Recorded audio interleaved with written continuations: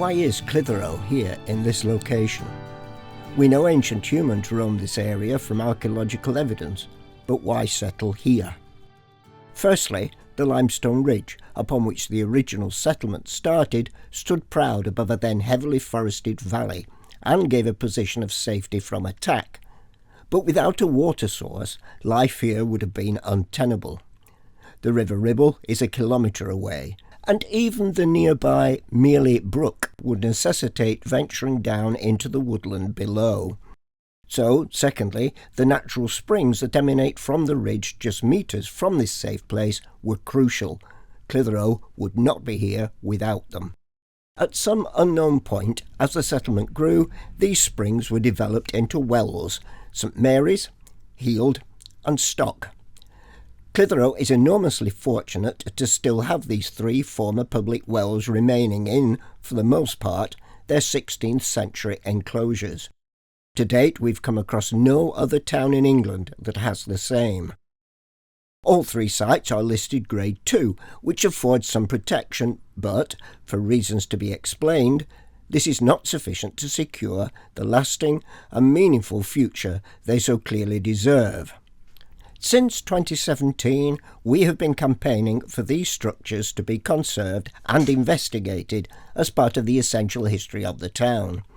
We contend that Ribble Valley Borough Council are the de facto owners of and have liability for all three wells, and we have amassed a significant body of evidence that confirms this. Using this evidence to obtain registration from His Majesty's Land Registry would enable grant funding to be applied for, eventually ensuring an extended future for all three sites. So where are we now in our campaign? Well, none of the wells had any deeds or registered title prior to 2019, but after our initial intercession, Ribble Valley Borough Council did obtain full possessory title from the registry on Stock Well. Sadly, this has had no effect on the site as, to date, no remedial or interpretive work has been carried out. Regarding the unregistered St Mary's and Heald wells, and despite full support from many of our elected councillors for the borough and town, Ribble Valley Borough Council officers have obfuscated and attempted to confuse what is, in truth, a simple matter.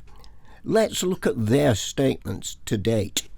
Number 1. Ribble Valley Borough Council do not own the wells.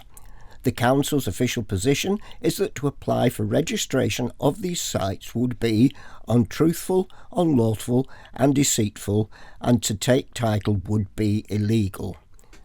This is wrong.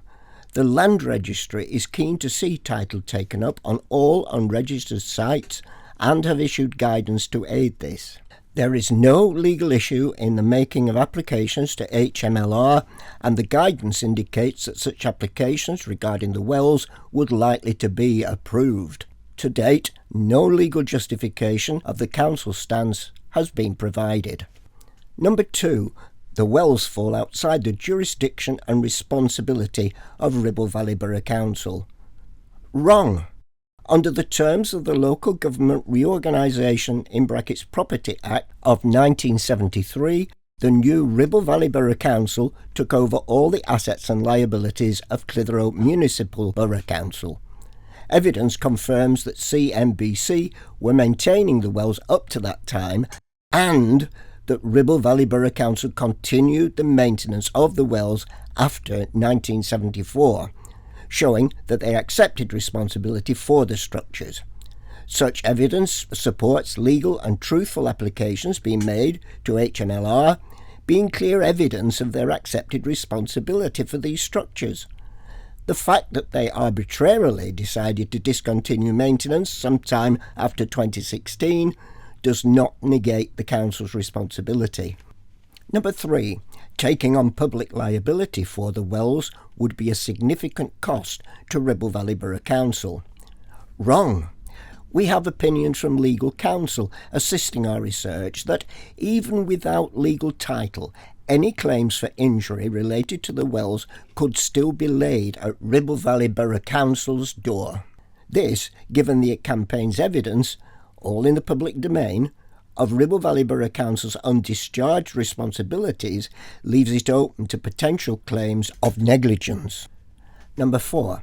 Increased insurance costs re public liability will be a significant burden on an already tightly funded Ribble Valley Borough Council. Wrong. Council liability cover is worked in bands, not on individual items. According to council records, liability cover band for 2018 to 23 was up to £12 million and believed there would be no additional cost. A stockwell, for instance, was valued at just £100 at that time. Number 5. There may be caverns or sinkholes beneath the wells, so liability might be exponentially greater than the council can manage. Wrong.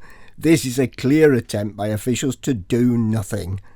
Professional geological evidence provided to the campaign confirms the surrounding rock is the wrong sort of limestone to support such things. Time and again, councillors have been misled as to Ribble Valley Borough Council's actual responsibilities and liabilities for these sites. So, with the backing of elected councillors, we are asking that, in the light of all the new and existing evidence, that the case for application to HMLR for title to St Mary's and Heald Wells be reconsidered and submitted. We readily accept that no one wishes to put further strain on already tight financial budgets, but CTWCC's roadmap shows how the cost to Ribble Valley Borough Council can be minimised, and these sites recognised as community assets, not liabilities. We wish to work with the council and its officers to move this project forward and develop a sustainable future for the wells as a core part of Clitheroe's heritage. In obtaining independent legal advice from practising professionals, academics and lawyers regarding the council's current reluctance to make the necessary land registry applications, they all confirm that the only issue preventing our council from making the applications is the will to do so. For further information on these ancient wells, see Reflections on the Water, an excellent book by Andy Bowes, and a YouTube video, Water from the Well, Clitheroe's Ancient Town Wells, by Steve Ragnall.